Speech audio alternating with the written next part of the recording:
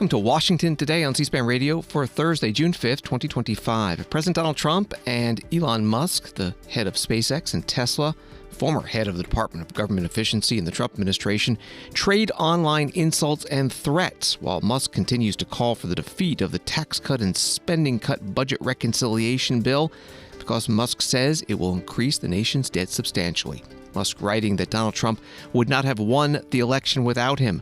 Trump responding that the best way to cut billions of dollars is to terminate Elon's governmental subsidies and contracts. That budget reconciliation bill, the so-called One Big Beautiful Bill, is facing challenges in the Senate, where almost all Republicans will need to vote yes for it to pass. We'll talk about that with the Hill's Congressional reporter Alex Bolton. President Trump also asked about his phone call today with Chinese leader Xi Jinping on trade and tariffs, and about his travel ban on a dozen countries with restrictions on immigration from 7 more. Defense Secretary Pete Hegseth is at the NATO defense ministers meeting in Brussels. He talks about President Trump's goal of NATO countries spending at least 5% of GDP on defense. And Jared Isaacman talks about getting a phone call last week from the White House that his nomination for NASA administrator had been withdrawn. NBC News writes the simmering tension between President Donald Trump and Elon Musk exploded in public Thursday, with the president sharply criticizing the Tesla CEO's attacks on the Republican policy bill and Musk firing back that the president would have lost the election without his help. The comments and the flurry of online retorts from Musk that quickly followed marked the latest development in a remarkable break between the world's richest man and the U.S. president who invited him into his administration. That was from NBC News. Elon Musk's tweets today included the big ugly bill will increase the deficit to $2.5 trillion. And without me, Trump would have lost the election, Dems would control the House, and the Republicans would be 51-49 in the Senate. Such ingratitude. And Elon Musk retweeted Donald Trump tweets from over a decade ago where he criticized Republicans for a lot of spending, adding, "Where is the man who wrote these words? Was he replaced by a body double?" Here's President Trump today in the White House Oval Office. But I'm very disappointed because Elon knew the inner workings of this bill better than almost anybody sitting here, better than you people. He knew everything about it. He had no problem with it. All of a sudden he had a problem, and he only developed the problem when he found out that we're going to have to cut the EV mandate, because that's billions and billions of dollars, and it really is unfair. We want to have cars of all types. Electric, we want to have electric, but we want to have a gasoline, combustion. We want to have different. We want to have hybrids. We want to have all. We want to be able to sell everything. And when that was cut, and Congress wanted to cut it, he became a little bit different, and I can understand that. But he knew every aspect of this bill. He knew it better than almost anybody, and he never had a problem until right after he left. And if you saw the statements he made about me, which I'm sure you can get very easily, it's very fresh on tape. He said the most beautiful things about me. And he hasn't said bad about me personally, but I'm sure that'll be next. But I'm very disappointed in Elon. I've helped Elon a lot. President Donald Trump in the White House Oval Office, part of a news conference while the German chancellor was visiting. Elon Musk seemed to be following it and responding to the president in real time on X. Whatever, keep the EV solar incentive cuts in the bill, even though no oil and gas subsidies are touched. Very unfair. But ditch the mountain of disgusting pork in the bill. In the entire history of civilization, there has never been legislation that's both big and beautiful. Everyone knows this. Either you get a big and ugly bill or a slim and beautiful bill. Slim and beautiful is the way. Later in the day, President Trump writing on Truth Social, Elon was wearing thin. I asked him to leave. I took away his EV mandate that forced everyone to buy electric cars that nobody else wanted, that he knew for months I was going to do, and he just went crazy. The easiest way to save money in our budget, billions and billions of dollars, is to terminate Elon's governmental subsidies and contracts. I was always surprised that Biden didn't do it. And then Elon Musk posted, in light of the president's statement about cancellation of my government contracts, SpaceX will begin decommissioning its Dragon spacecraft immediately. And Elon Musk also threw this into the mix, a post, time to drop the really big bomb. President Trump is in the Epstein files. That is the real reason they have not been made public. Have a nice day, DJT, a reference to the Justice Department records concerning the late convicted sex offender Jeffrey Epstein, who allegedly got underage girls for famous people. That was part of the back and forth between Elon Musk and President Trump today. AP writes only 6 months into the job, Senate Majority Leader John Thune faces a massive challenge as he tries to quickly push President Donald Trump's sprawling tax and spending cuts package to passage with the support of a divided GOP conference. Senator Thune sounded optimistic today as he spoke on the Senate floor. Mr. President, for many months now, we've been laying the groundwork for legislation to make tax relief for hardworking Americans permanent and invest in our security to build a stronger, safer, and more prosperous America. And we are very nearly there. It's been an exciting week in the Senate with the Environment and Public Works Committee and the Armed Services Committee releasing their portions of the text. The text comes from the Commerce Committee and the Banking Committee very soon. I'm grateful for the hard work of so many members and the committee chairs. This has been a deeply collaborative project from the get-go and the product of extensive work both within the Senate and between the Senate and the House. And between the good work of the House and the good work of the Senate, we are going to have an outstanding final bill. The bill text released this week by the Environment and Public Works and Armed Services Committees covers parts of the energy security and national defense sections of the final Senate bill. As I said on the floor yesterday, energy is the critical resource. Without a reliable energy supply, our homes, schools, hospitals, businesses, factories, our entire country literally grind to a halt. And that includes our national security and national defense capabilities as well. Senate Majority Leader John Thune, Republican of South Dakota, on the Senate floor. Joining us now to talk about the budget reconciliation bill in the Senate is Alex Bolton, the Hill's congressional reporter. Thank you for being with us. President Trump and Elon Musk have been going at it today, mostly on social media. Elon Musk still opposing the bill. He says it spends too much money. Has that affected what's been going on with negotiations among Republicans? Not really, because, as Republican senators like Kevin Cramer, who's from North Dakota, mentioned to a group of reporters yesterday. I mean, the folks on Capitol Hill who are most interested in this spat between Trump and Musk are the media. And, the senators themselves and the lawmakers themselves are, I don't think it affects, their deliberations so much. That is driven mainly by policy and by what they're trying to accomplish in this bill. But I will say this, though. Some of the fiscal conservatives feel that Musk's harsh attacks on the bill, calling it an abomination, calling it pork-filled, they feel it bolsters their case that there needs to be more deficit reduction in the bill. And so that's, in particular, Ron Johnson from Wisconsin, Rand Paul from Kentucky, both of them say that, this really bolsters their case. Rand Paul says that this has, changed the dynamic on Capitol Hill. But, others are saying that they're not paying it a whole lot of attention. But certainly that this feud between Musk and Trump has escalated quite a bit, and it's really impacted Tesla's share price today. Their stock price has gone down about 14% last time I checked. So certainly having reverberations in the broader stock market. It is giving, as I mentioned, fiscal hawks on Capitol Hill more leverage. But beyond that, lawmakers are pretty consumed by the trying to get the things they want in this bill. Those fiscal hawks say they may have enough votes to defeat this bill. Republicans can afford to lose only 3 votes. What's being done to try to convince them to vote yes? Well, they're coming up with some, additional deficit reductions. So, something that's on the table today, I was discussing a meeting yesterday on Capitol Hill, is going after, quote, waste, fraud, and abuse in the Medicare Advantage program. And basically, Medicare Advantage is where you have a middleman, providing Medicare benefits, and typically it's been a pretty popular program because they've provided a kind of a higher level of care, or at least that's the way it's been kind of touted and perceived for many years.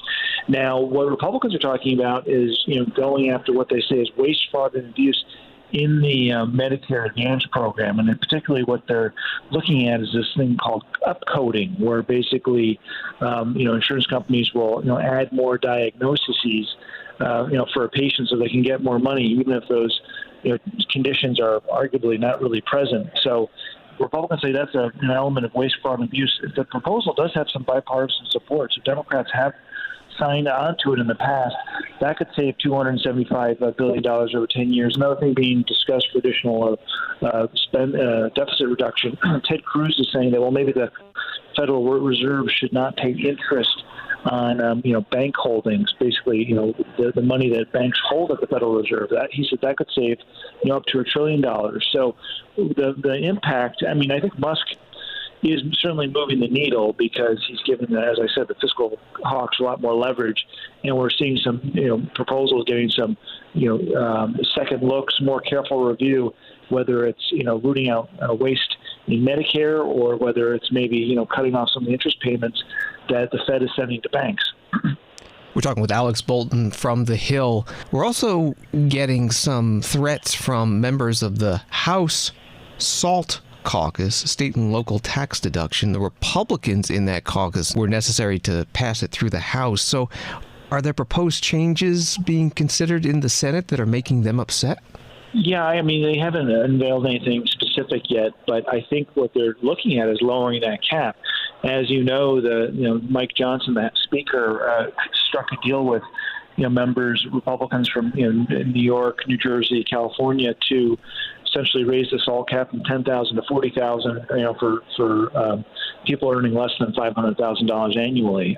So that's quite expensive. I think it's more than $300 billion over the budget window of the bill. Republicans are saying that in the Senate are saying it's not acceptable, and they're going to lower that cap right back down. So I don't think they're going to wipe it out completely, but I think it's going to go from 40,000 maybe to 30,000 or maybe to 25,000. I think they are going to lower it substantially to get some savings there. So I think that is going to happen. That's going to provoke a standoff between the Senate and the House, either later this month or next month. The Senate Majority Leader John Thune has been sounding optimistic that and House Speaker Mike Johnson as well, that they're on schedule to get a final bill to the president to be signed by the 4th of July. So what does, let's say, next week look like in the Senate? Well, I think that's an overly optimistic projection of how this bill is going. There are a lot of issues that need to be resolved. I mean, many. And, they're still really at some, preliminary, discussion on some of these issues. I mean, for instance, there's a proposal to, I think, cut, something like $260 billion from the SNAP program. I mean, they're working on that language, and they're going to unveil it next week. It is not resolved. I think that there are a lot of questions over, how the Medicaid reforms are going to impact individual states. I think part of the problem here is that, unlike the House, where they just kind of, get stampeded into voting for stuff, senators really want to learn the bill, and it's not a situation in the House where you're going to unveil this bill, 24 hours or 48 hours or 72 hours before you vote on it. The Senate Republicans are going to have a really, they want to have a really close look at what the bill is, and they've seen what's passed the House, so it gives them more time to kind of dig into the details. And based on my conversations with them, they still have a lot of questions about how some of these spending reforms will impact their state. So I don't think we even know what the scope of the problem is in some of these states, because I think the senators, at least based on my conversation with them, are still trying to understand how these provisions even affect their states. So they have to do that before they can start, negotiating proposed fixes. So, and then beyond that, you have to go through the parliamentary bird bath, and basically, anything in the bill has to be scrubbed, in front of the parliamentarian to make sure it meets the procedural, requirements. And that is all a time-consuming process. So, to get this all done by July 4th is, I think wildly optimistic. But, surprises happen. So, if I'm surprised, so be it. But I don't think it's going to happen. Alex Bolton, congressional reporter with The Hill. Find his articles at thehill.com and follow him on X at Alexander Bolton. Thank you very much. Thank you. All senators in the Democratic caucus say they'll be voting against the budget reconciliation bill that's being written by the Republicans. The Democrats say that whatever comes out of it will cut too many important federal programs such as Medicaid and skew tax cuts to the rich. Today, the Senate Minority Leader Chuck Schumer, Democrat from New York, held a news conference on a provision in the House-passed version that could weaken judges' power to enforce court orders, specifically when the government is in contempt. We all know that Donald Trump sees himself as a king more than a president.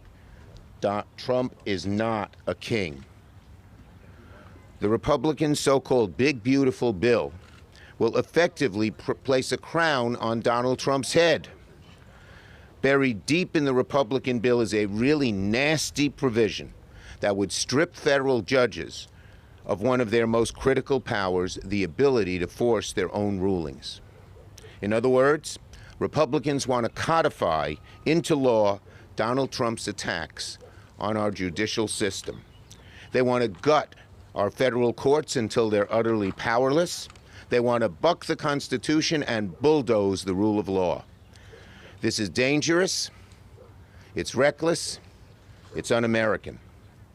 And it isn't just a policy difference. This is an assault on the rule of law, an assault on the independence of the judiciary, and on the very checks and balances that have defined this country since its inception. So today, I'm announcing that Democrats will fight with every tool we have to stop this provision from becoming law, this evil, un-American provision that flies in the face of the Constitution completely.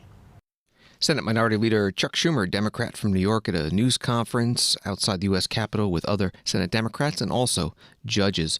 Story from Bloomberg News: a Republican attempt to block states from enforcing new artificial intelligence rules over the next decade has drawn growing bipartisan objections, exposing tension in Washington over allowing for more unchecked AI development. The proposal, buried on pages 278 and 279 in the sweeping tax bill passed by the House last month, has drawn sharp criticism from Republican Representative Marjorie Taylor Greene and Senator Marsha Blackburn, as well as Democratic Senators Ed Markey and Elizabeth Warren. More than 200 state lawmakers from both parties also urged Congress this week to scrap the measure. That was from Bloomberg News. This is Washington Today. President Donald Trump emerged Thursday from a long-awaited 90-minute telephone call with Chinese leader Xi Jinping, writes CNN, encouraged that ongoing trade tensions could soon be resolved, calling the conversation very good. Trump said in a social media post after the call that follow-up talks would soon be arranged with his economic team and that he and Xi had invited each other to visit each other's respective nations. Reporting from CNN, President Trump was asked about it today during his Oval Office news conference. You put out on Truth Social a post regarding your conversation with President Xi. Right. Can you talk about whether or not you feel that trade talks, trade relations are back on track after appearing to be a little bit off track last week? A little bit off track. It was only the complexity. It's pretty complex stuff. We had a very good conversation with President Xi a little while ago, just before your arrival. In fact, we just hung up and they said, "You're here." I said, "That's pretty good." Two great leaders of the world in a very short period of time. We had a very good talk, and we've straightened out any complexity. It's very complex stuff, and we straightened it out. The agreement was we're going to have Scott and Howard and Jameson will be going and meeting with their top people and continue it forward. But no, I think we have everything. I think we're in very good shape with China and the trade deal. We have a deal with China, as you know, but we were straightening out some of the points having to do mostly with rare earth, magnets, and some other things. Those reduced trade tariff rates, they remain in effect? Yeah, we have the deal. I mean, we've had a deal. We announced the deal, and we'll be, I guess you could say, I wouldn't even say finalizing it up, Scott. I would say we have a deal, and we're going to just make sure that everybody understands what the deal is. Okay? We had a really good conversation. By the way, he invited me to China, and I invited him here. We both accepted. So I'll be going there with the First Lady at a certain point, and he'll be coming here, hopefully, with the First Lady of China. President Donald Trump in the White House Oval Office, answering reporters' questions, and sitting beside him, the German Chancellor. CNBC writes that trade officials from the countries, U.S. and China, last met in May in Geneva, where they agreed to temporarily lower retaliatory tariffs on imports from each other's countries. But the Trump administration has accused Beijing of slow-walking a pledge made in Geneva to approve the export of additional critical minerals, known as rare earths, to the United States. Beijing's Ministry of Foreign Affairs and China's embassy in the U.S. said earlier Thursday that Trump had requested the call with Xi. China has expressed deep frustration from a recent decision to impose new restrictions on Chinese student visas. It has also accused the Trump administration of undermining recent trade progress by issuing an industry warning against using Chinese semiconductors, part of the article at CNBC. Trade policy was a topic today on Capitol Hill when Commerce Secretary Howard Lutnick testified before a House Appropriations Subcommittee. These questions from Congresswoman Madeleine Dean, Democrat of Pennsylvania. It's 90 days. We're going to have 90 deals in 90 days. Then there's a 90-day pause. Many of these tariffs, as they say, punishing. Tariffs on things that make no sense whatsoever. Where are we going to go with the remaining deals? I know of one deal that has been apparently resolved with the United Kingdom. We got 89 more deals to do in just a few more days. Where are we on those deals? We are in the midst of negotiations with dozens and dozens of countries. We could sign deals, but they're only going to get better as we negotiate them.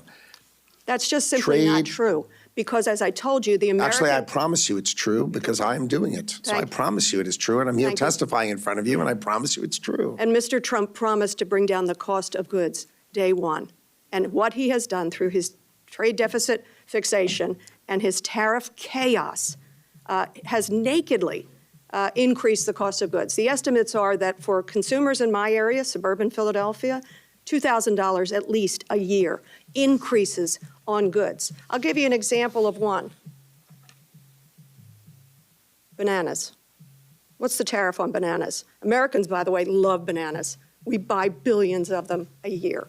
I love bananas. What's the tariff on bananas? The tariff on bananas would be representative of the countries that produce them. And what's that tariff? Generally 10%. Correct, 10%. Walmart has already increased the cost of bananas by 8%. But as countries do deals with us, that will go to zero. As countries do deals with us, that will go to zero. But the cost is on the American consumer now and on the businesses with the confusion now. Mr. Secretary, I believe you know better. I believe you recognize that a trade deficit is not something to fear. I believe you know that predictability, stability is essential for businesses. I wish you would show that truth to this administration. And I yield back. Time of the gentlelady is expired. Do you mind, Mr. Chairman, if I make one quick comment to the end? Would that be okay? I'm sorry? Would you mind if I make one quick comment to the representative? Sure. Please. There's no uncertainty if you build in America and you produce your product in America, there will be no tariff. We can't produce bananas in America. So the concept of building in America and paying no tariff is very, very clear. We cannot build bananas in America. Commerce Secretary Howard Lutnick before a House Appropriations Subcommittee, questioned by Congresswoman Madeleine Dean, Democrat of Pennsylvania, who was holding a banana. New York Times reports that U.S. imports of foreign-made goods fell sharply in April compared with the previous month as tariffs clamped down on global trade. Much of the 16.3% drop from March reflected the fact that importers had rushed to bring many goods into the United States at the beginning of the year before President Trump could impose tariffs that would raise the price of foreign products. The result that resulted in a record surge in imports and in the trade deficit in the first 3 months of the year. That was from the New York Times. Wall Street today, the Dow down 108, NASDAQ down 162, S&P down 31. Another article from the New York Times. President Trump on Wednesday signed a travel ban on 12 countries, primarily in Africa and the Middle East, reviving an effort from his first term to prevent large numbers of immigrants and visitors from entering the United States. The ban, which goes into effect on Monday, bars travel to the U.S. by citizens of Afghanistan, Myanmar, Chad, Republic of Congo, Equatorial Guinea, Eritrea, Haiti, Iran, Libya, Somalia, Sudan, and Yemen. Mr. Trump also imposed restrictions, but stopped short of a full ban on travel from Burundi, Cuba, Laos, Sierra Leone, Togo, Turkmenistan, and Venezuela. People from those countries cannot come to the U.S. permanently or get tourist or student visas. The decision came days after an Egyptian man in Colorado was arrested and charged with carrying out an attack on a group honoring hostages being held in Gaza. Trump administration officials had warned that there would be a crackdown after that attack. That was from the New York Times. President Trump did mention the attack in Colorado in a video Wednesday night announcing the travel ban. Today, a reporter asked him why Egypt is not part of the ban. On your new travel ban, why now? And if the Boulder attack was part of your reasoning, why not include Egypt on that list where the suspect is from? Well, because Egypt has been a country that we deal with very closely. They have things under control. The countries that we have don't have things under control. And why now? I can say that it can't come soon enough, frankly. We want to keep bad people out of our country. The Biden administration allowed some horrendous people, and we're getting them out one by one, and we're not stopping until we get them out. We have thousands of murderers. I even hate to say this in front of the chancellor. Of course, you have a little problem, too, with some of the people that were allowed into your country. It's not your fault. It's not your fault. It shouldn't have happened. I told her it shouldn't have happened, what she did. But you have your own difficulty with that, and we do, and we're moving them out, and we're moving them out very strongly. But it can't come fast enough. We want to get them out. We want to get them out now. We don't want to have other bad people coming into our country, but using the word bad, I'm being nice. President Donald Trump in the White House Oval Office while meeting with the Chancellor of Germany. Associated Press article lists 12 categories of people exempt from the president's travel ban, including green card holders, dual citizens, some athletes, diplomats, those traveling to the United Nations or more part of an international organization visit, children adopted by U.S. citizens, and Afghans who worked for the U.S. government or its allies in Afghanistan and are holders of Afghan special immigrant visas. Congresswoman Judy Chu, Democrat of California, posting a video saying she'd be reintroducing her No Ban Act, that stands for National Origin-Based Anti-Discrimination for Non-Immigrants. Today, we are protesting Trump's bigoted travel ban, which targets many Muslim-majority countries. This is a distraction from the other problems that Trump is having. But what it does is cause terrible hardships to people from those countries, and it doesn't make us any safer. So I have the No Ban Act, which would stop the president from being able to do such bans in the future, and we are going to have a press conference today on this. Congresswoman Judy Chu, Democrat of California, posting that video. More from the Associated Press article. The travel ban stems from a January 20th executive order Trump issued requiring the Department of State, Department of Homeland Security, and the Director of National Intelligence to compile a report on hostile attitudes towards the U.S. The aim is to protect its citizens from aliens who intend to commit terrorist acts, threaten our national security, espouse hateful ideology, or otherwise exploit the immigration laws for malevolent purposes, the administration said. Reporting from AP. Congresswoman Sylvia Garcia, Democrat from Texas, said at a news conference today that she expects there will be legal challenges and she hopes the Supreme Court will strike down this latest travel ban. And I'm very hopeful that just as the Supreme Court, held his first travel ban, and I think the second and third version, he went to two or three versions of it, held it unconstitutional, that they would do that again, because there's no rhyme or reason as how he picked and chose all those countries. It's just deplorable. I think it's unconstitutional, and I'm sure there will be lawsuits filed as quickly as they can. Congresswoman Sylvia Garcia, Democrat from Texas, at a news conference today. More reaction on X. Senator Tom Cotton, Republican of Arkansas, writes, "What does it mean to vet someone from a country with no institutions to perform background checks? President Trump's travel ban is a victory for American safety." And Congressman Daniel Goldman, Democrat of New York, also on X, Trump's travel ban isn't immigration policy. It's an effort to keep non-white people out at our economy's expense. He's trying to distract from his disastrous tariffs, his devastating bill for billionaires, and his attack on our democracy. We must keep our eye on the ball. Questions about the travel ban today at the State Department briefing with Deputy Spokesperson Tommy Pigott. Can you explain the apparent conflict between the State Department's position regarding Afghanistan, the safety, relative safety, and security of the Taliban government, regarding the decision made on withdrawing temporary protective status for Afghans here in the U.S. as of July 12th, because it's safe enough, presumably, for them to go back, and the fact that the State Department has now decided that Afghanistan is not safe, so it is on the list of states for which immigration is banned. So we're talking about two dynamics here. When it comes to the specific of TPS, temporary being the operative word here, I refer you to DHS for more details, but it was always a temporary benefit, a temporary protection that's in the name itself. So we have that dynamic, and people that are here, people that were here on temporary protected status have had opportunities to apply for permanent residence here in the United States.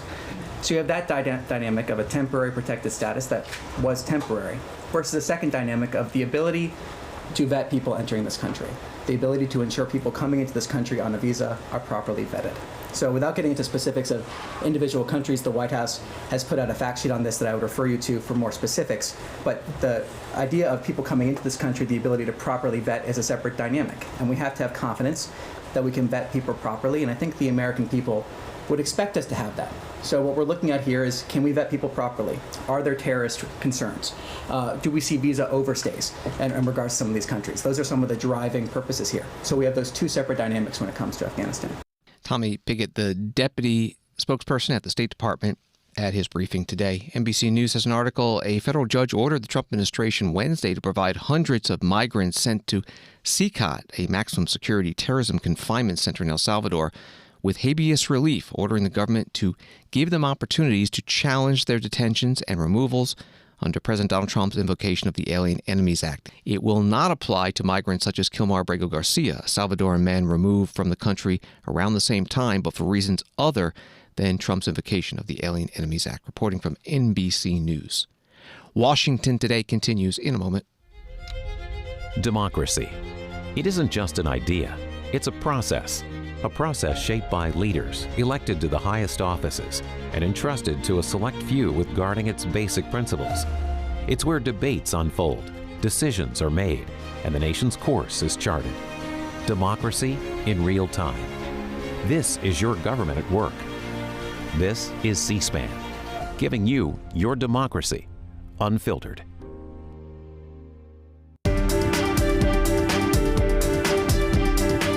Welcome back to Washington Today, available as a podcast on the free C-SPAN Now mobile app and wherever you get your podcasts. Some decisions from the Supreme Court today, as reported by Associated Press. The court on Thursday handed down a unanimous ruling in a religious rights case, finding that a Catholic charity in Wisconsin cannot be required to pay unemployment taxes when other religious groups are exempt. The High Court said the state's tax decisions created an advantage for groups with a more overtly religious tone in their daily work, a violation of the First Amendment. A unanimous Supreme Court made it easier Thursday to bring lawsuits over so-called reverse discrimination, siding with an Ohio woman who claims she didn't get a job and then was demoted because she is straight. The justice's decision affects lawsuits in 20 states and the District of Columbia, where, until now, courts had set a higher bar when members of a majority group, including those who are white and heterosexual, sue for discrimination under federal law. And the Supreme Court on Thursday blocked a $10 billion lawsuit Mexico filed against top firearm manufacturers in the U.S., alleging the company's business practices have fueled tremendous cartel violence and bloodshed. The unanimous ruling tossed out the case under U.S. laws that largely shield gun makers from liability when their firearms are used in crime. NATO leaders, writes the Washington Post, appear to be on track for an agreement to more than double their target for defense spending to 5% of annual economic output by using some creative number crunching to please President Donald Trump, who has demanded the increase. The question of how and when to meet the 5% benchmark, which could raise total NATO military spending to a staggering $2.4 trillion a year, was the focus of a meeting between Defense Secretary Pete Hegseth and his European counterparts on Thursday. That was from the Washington Post. Secretary Hegseth first met with the NATO Secretary General Mark Rutte before the defense ministers' meeting at NATO headquarters in Brussels, Belgium. I want to thank the Secretary General for doing a fantastic job here. Not an easy place to lead. A lot of divergent perspectives, but everybody shares an understanding and a commitment to our collective defense. So well done. We appreciate you. Thank you for coming to visit the White House, for being a friend of the United States. I also want to thank our ambassador to NATO here, Matt Whitaker, who has done a phenomenal job representing President Trump here and American interests. But nobody has done more, I would argue. And if you just look in plain speak at the commitments and the budgets of NATO countries, than President Trump to restore NATO as an alliance. He did it in his first term, saying You can't freeload. You need to spend. You need to be a part of that commitment.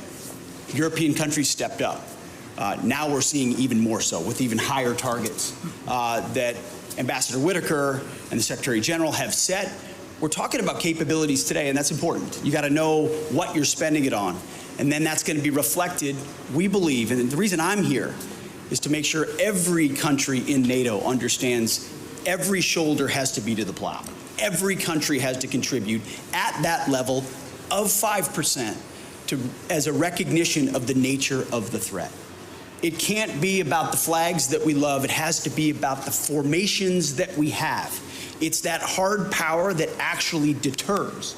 And it can't just be U.S. capabilities. So the United States is proud to be here, to stand with our allies, but our message is going to continue to be clear. It's deterrence and peace through strength, but it can't be reliance. It cannot and will not be reliance on America. In a world of a lot of threats, where America is poised to help take on those threats. I was just recently in the Indo-Pacific. We were very clear about those threats. We're prepared to step up. We need our allies to step up as well as we stand alongside them. So thank you for helping us have some of those hard conversations, those necessary conversations. And we're going to be talking to all of our allies, as the ambassador has been, that 5% is where we need to be considering the threats we face in the world today. And we'll have that conversation robustly and constructively. So, Secretary General, thank you very much. Appreciate it. Thank you so much. Defense Secretary Pete Hegseth with the NATO Secretary General Mark Rutte at NATO headquarters in Brussels before the defense ministers' meeting. Story from Politico. President Donald Trump has nominated Air Force Lieutenant General Alexis Grinkowicz to lead U.S. and NATO forces in Europe, sending a strong signal. The administration will continue to play a leadership role in the alliance. Some allies, amid reports Trump administration was reconsidering the position, worried the president would choose not to prioritize Europe and decline to place an American at the helm of NATO forces. A U.S. officer has filled the role since General Dwight Eisenhower took the job in 1951 and is a symbol of American commitment to the region. That was from Politico. From Reuters, President Donald Trump and German Chancellor Friedrich Merz kicked off a White House meeting on Thursday with talks on Ukraine and trade, but none of the fireworks that have characterized other Oval Office meetings with foreign leaders. Trump described Merz as a good representative of Germany and also difficult, which he suggested was a compliment. He said U.S. troops would remain in Germany and said it was positive that Berlin was spending more money on defense. That was from Reuters. After President Trump answered a reporter's question in the Oval Office about the war in Ukraine, the chancellor spoke about his and Europe's position. I'm here, Mr. President, to talk with you later on how we could contribute to that goal. And we all are looking for measures and for instruments to bring this terrible war to an end. And may I remind you that we are having June 6th tomorrow. This is D-Day anniversary, when the Americans once ended a war in Europe. And I think this is in your hand in specific, in ours. That was not a pleasant day for you? No, that was not a pleasant. This was not a great in day. the long run, Mr. President, this was the liberation of my country from Nazi dictatorship. That's true. So, that's true. And we know what we owe you. But this is the reason why I'm saying that America is again in a very strong position to do something on this war and ending this war. So let's talk about what we can do jointly, and we are ready to do what we can. And you know that we gave support to Ukraine, and that we are looking for more pressure on Russia. The European Union did, and we should talk about that. We will talk about it. The German Chancellor Friedrich Merz in the White House Oval Office with President Donald Trump. President Trump also described the war between Russia and Ukraine like two young children fighting like crazy. Sometimes you're better off letting them fight for a while and then pulling them apart. And he said he planned to wait to further sanction Russia until it became clear that peace was unachievable. And if peace talks fail, the U.S., he said, could sanction both Russia and Ukraine. There's a story from Reuters. Russian warplanes were damaged but not destroyed in a June 1st attack by Ukraine, and they will be restored.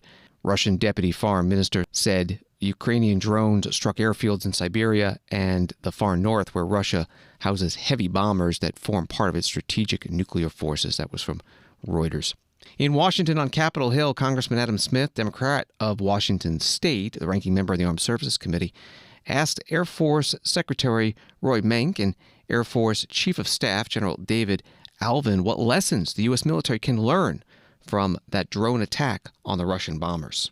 Been a lot in the news, Ukraine's drone strikes, their effectiveness, ability, basically tiny, cheap drones taking out $1 billion worth of big, heavy equipment. How has that has it changed your thinking at all about what our needs are going forward in terms of having more of those cheaper, attritable unmanned systems and also the vulnerabilities of some of the larger systems that we're building? How does that change your planning going forward? Or is the Ukraine-Russia war sort of unique and not applicable to some of these other lessons? I can start, Congressman, and then turn it over to General Alvin. But to be honest, I don't think it changed my opinion at all. I've been very, very concerned with that threat for years now. We've seen it within the U.S.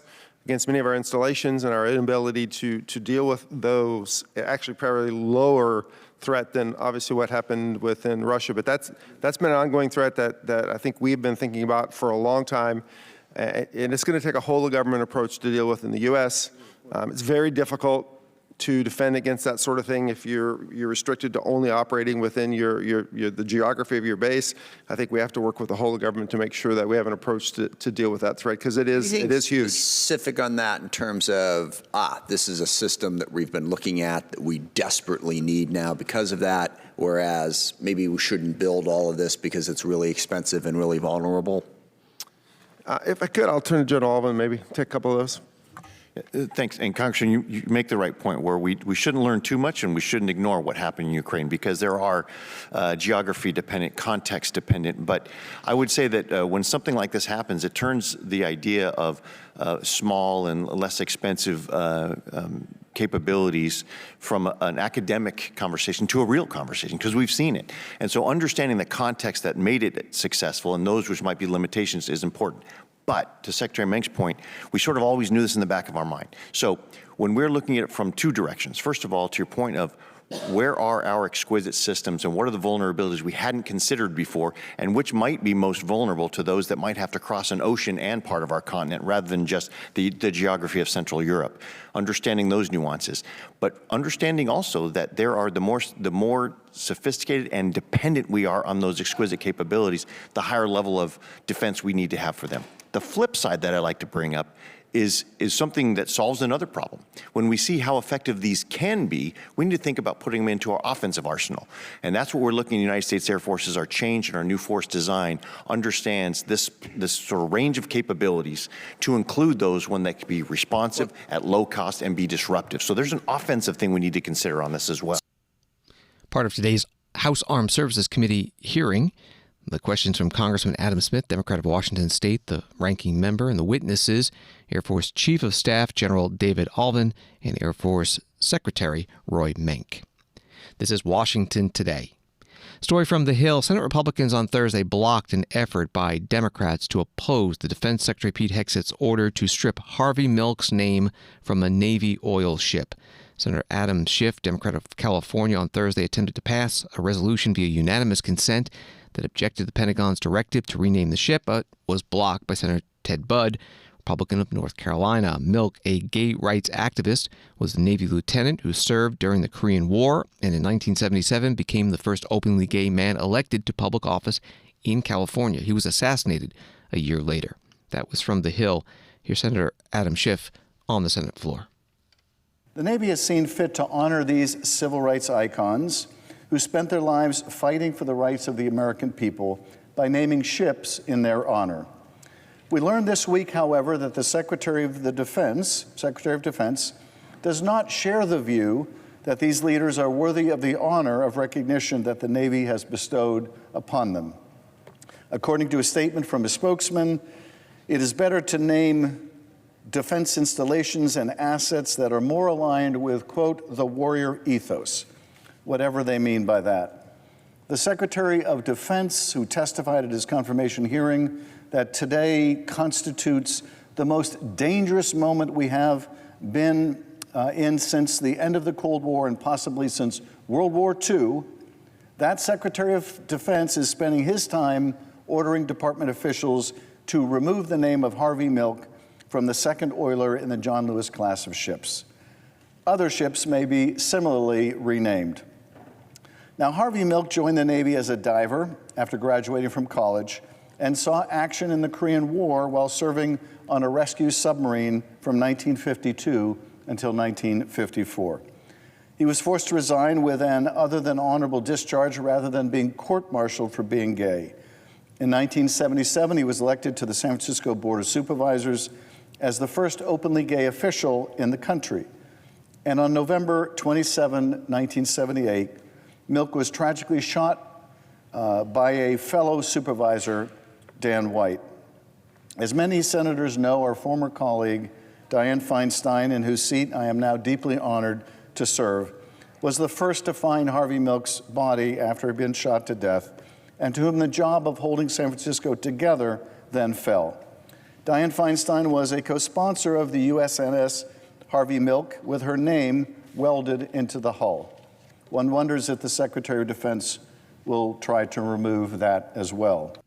Senator Adam Schiff, Democrat from California, on the Senate floor after his statement. He did ask unanimous consent to pass his resolution that would block the renaming. Senator Ted Budd, Republican of North Carolina, rose to object. The naming of naval ships is a long and proud naval tradition that goes back to America's first frigates commissioned by Congress. Then as now, the naming of a ship is not just a top-down affair. It demands the input and consideration of the journeymen and women who constructed her, as well as her prospective crew and captain, right down to the lowest-ranking sailor.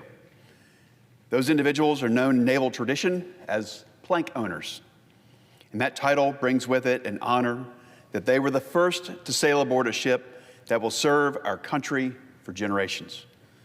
That is an honor that transcends political partisanship and differences of opinion, and it belongs to the sailors. It's no secret that the last administration took a top-down approach to the naming of our newest class of USNS oilers. In doing so, they broke with important naval customs and traditions, and they robbed the USNS plank owners of the chance to name these vessels after what mattered most to them.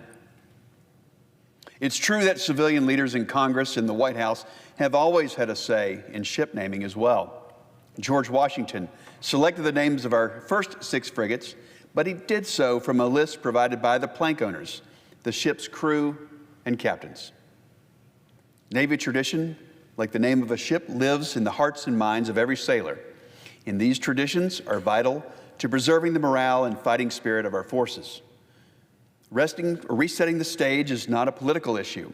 It's bringing things back in line with naval custom and tradition. It will allow the Secretary of the Navy to consider the input of new ship plank owners so that he can name this class of ships after the things that matter most to America's sailors. For these reasons, I object. Senator Ted Budd, Republican from North Carolina, on the Senate floor. President Trump today, when asked about Elon Musk's opposition to the budget reconciliation bill that passed the House, now pending in the Senate, the one big, beautiful bill dealing with tax cuts and spending cuts and other items in the Republican agenda, brought up the president's former nominee for NASA administrator, which was withdrawn by the president the same day that Elon Musk left federal government service last week. An NPR article reads that pick, Jared Isaacman, had been recommended by Musk, and the nomination had cleared committee and was awaiting Senate confirmation. Isaacman is a friend of Musk, and his online payment company, Schiff has financial ties to SpaceX, which is owned by Musk. On Thursday, President Trump suggested he didn't think the relationship was appropriate. That was from NPR. Here's the president in the Oval Office today. He wanted, and rightfully, he recommended somebody from that he, I guess, knew very well. I'm sure he respected him, but to run NASA, and I didn't think it was appropriate. And he happened to be a Democrat, like totally Democrat. And I say, look, we won. We get certain privileges, and one of the privileges, we don't have to appoint a Democrat. NASA is very important. We have great people. General Kane is going to be picking somebody with our, we'll be checking him out, seeing, but he wanted that person, a certain person, and we said no. And, I can understand why he's upset. President Donald Trump in the White House Oval Office today. That nominee, now withdrawn, Jared Isaacman, was on the podcast All In on Wednesday, talking about getting the phone call last Friday that he was no longer the nominee. I got a call Friday of last week that the president has decided to go in a different direction. It was a real bummer, and I know like a number of parties in government need to be notified of that, which I expected to kind of have just a peaceful weekend, and the next thing I knew on Saturday, it was there was a lot of activity on the internet. But maybe that's just like my perspective because I follow space and such. But it was certainly disappointing. But the president needs to have his person that he counts on to fulfill the agenda, and the person that called you, what did they tell you was the reason the president was withdrawing his nomination? Just said the president had decided to go in a different direction. We all serve at the pleasure of the president. Now, I mean, I started to get some more details as it went on. I honestly also I'm not I don't even play dumb on this. I had a pretty good idea of that I don't think that the timing was much of a coincidence. That there was other changes going on the same day, and it was kind of obviously a little bit of a disappointment. So, are you referring to Elon? I just there was obviously there was more than one departure that was covered on that day, and it became at least from what I've heard that it was there was a there was, and I'm just I read the news same as everybody else, but I had obviously was in DC for the last 6 months getting ready. That there were some people that that had some axes to grind, I guess, and I was a good visible target. I know the news talks a lot about the Democratic donations is the cause. That was not a new development. You just Google, they're all public. Jared Isaacman on the podcast All In on Wednesday. And thanks for listening to Washington Today. Sign up for C-SPAN's evening newsletter Word for Word. We'll send you the stories making headlines in Washington every day by email. Subscribe at cspan.org/connect. Have a good night.